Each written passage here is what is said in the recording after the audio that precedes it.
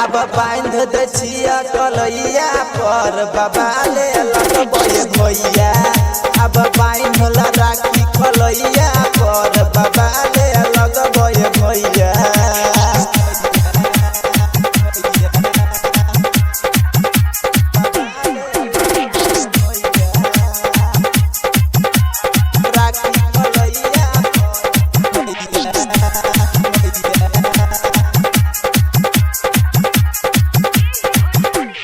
तोरो के आरती उतारी हो कदे माथे चंदन हो करल तू आई बहाना हो भैया छिए आई राखी के बंधन हो।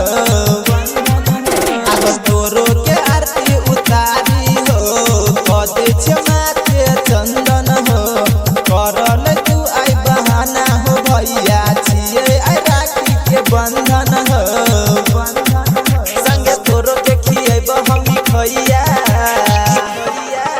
अब बांधल राखी कलैया पर बाबा ले लगबे भैया।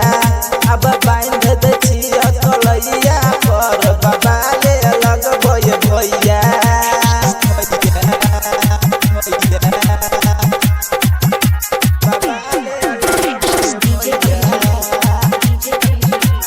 राखी कलैया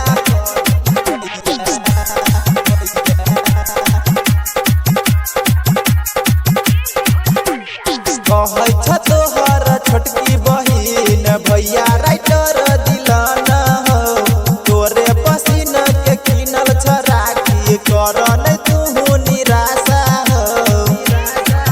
हम कहै छ तोहर छोटकी बहिन भैया तू तलब हो तोरे पसीन के किनल छ राखी करन तू निराशा हो।